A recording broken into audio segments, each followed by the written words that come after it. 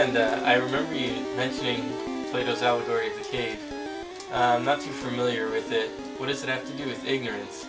Did you want to elaborate for me? Yeah, sure. Well, Plato's allegory of the cave, it's actually a really good example of ignorance. Okay, so basically, there was these prisoners, right? Okay, and they were chained from birth inside this cave, and on one wall, they could see shadows of figures. Okay, and behind the prisoners, there were people who would talk, and the prisoners would hear these voices but not see the people. So for them, they thought that the shadows on the wall were real and that they could talk. And so basically, they lived in their own reality until one day, one of the prisoners was dragged out of the cave. Okay, and Oh, okay. So, what else is... oh, well, since he was dragged out, that kind of represents him being dragged out of ignorance. But the thing was, as soon as he was dragged out, he became, there was so much accumulated knowledge, okay, and there's so much realization for him that he was blinded by it, and since this sudden accumulation of knowledge completely decimated his previous reality, he was also suffering from that because his whole world had just been turned upside down on him. So that's what happened once he was dragged out of ignorance. Oh, okay.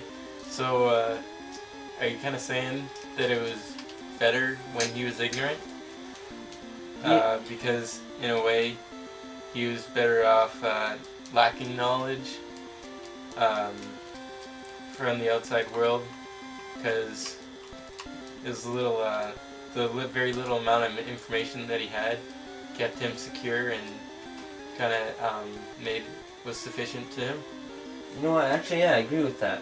Because you know what happened was, once that one prisoner who was brought out of ignorance came back to a cave, so he could tell the others about the outside world, which represents him trying to bring the other prisoners out of ignorance also.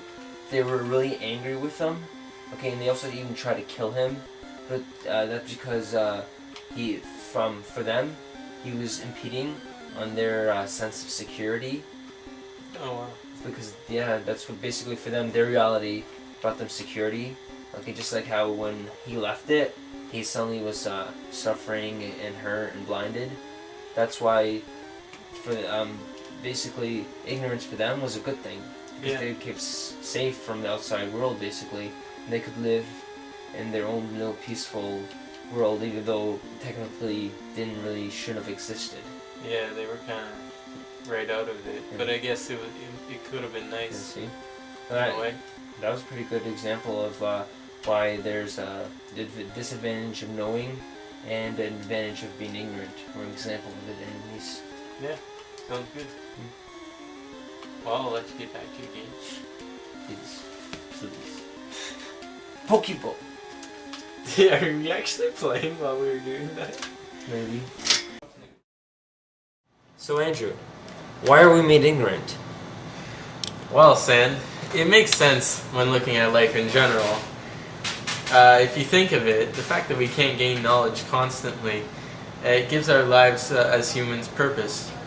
We always have something to strive for and to try and achieve. When we find knowledge or information, it just opens doors to new areas of knowledge. So, can you back this idea up? Well, Sand, if you want to look at it, I interviewed our dear friend Mr. Chevalier, and he has some good opinions on this, actually. You know what? Let's do it. Okay. Ignorance to me has stages or levels or phases to them. I would not think too highly of someone who was in the lowest level of ignorance. To me, that's a complete lack of knowledge. I just can't see how anyone could survive in life and get along with that level. I guess what we all should strive for is to be at the ultimate level, whatever level or phase you may call that. And to me, that's what life's all about, to reach for that ultimate goal of knowledge. I think it's God's the only one that we can ultimately say has that ultimate knowledge that you know all. As far as having, are there any advantages to not knowing it all, to that kind of lack of ignorance? To me, that's what life's all about. I've always said as a teacher, I've been teaching a long time, that the minute that I think I know it all, it's time for somebody to carry me away. It's impossible to know it all. You just can't know it all. And I don't care what I'm doing. I love coaching. I love teaching. Whatever. I always strive to be better. And to me, that's those levels of knowledge. I think of my teaching career and coaching career specifically. I compare myself 30-some years ago when I first started coaching and teaching. If I had to say rank myself from 1 to 10, I was probably a 1 or a 2 in terms of where I think I am now. And I'm not saying I'm a 9 or a 10 now, probably somewhere in the middle. And that's what's going to keep me going the rest of my life.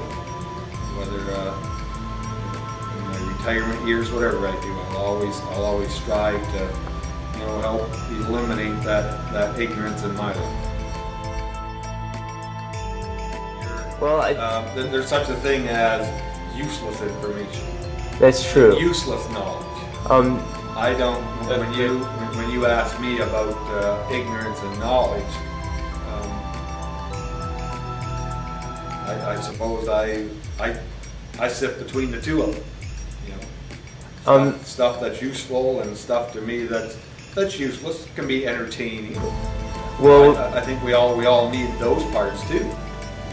Because humor is a big part of life too. You just went through life just learning to just learning new things to help eliminate that ignorance part of your being. I never had any humor. To me that's extremely boring. But that's all a matter of perception and a matter of what you or I may think is useless information. Someone else may think it's important information. Single knowledge or skills that you may see in a math class or a physics class or a chemistry class. Probably in a math class for any person that I've ever taught, 90% of those facts, if that's all you look at is what knowledge is all about, 90% of those facts you'll never use. But when you put those facts along with the skills that you can use them for, whether it's in a math class or a physics class, to me those are the invaluable things. So you can't, in the present time, sometimes you can't make a judgment call on what's useless or what's not useless. I've had many people come back. I just went to a retirement party of a colleague of mine last week and bumped into some of my old students, and it's interesting to talk to them about some of the facts and some of the knowledge that they remember. And I would have, if I had to rank that way back then as was that useless, I would have called it useless. But it's funny what they remember. So obviously it wasn't useless to them. So time sometimes will be the element that will obviously tell you whether it was useless or not useless. To me, life is a lifelong school. So I just said a little while ago that I am constantly yearning for more knowledge. And that to me is what school is all about. I love, you guys have heard me say before, I love university. I could have went to university all my life. Because that to me was what university was all about. Just soaking up, like I kind of looked at myself as a sponge, just soaking up as much knowledge as I could. I didn't know at that time whether it was useless or not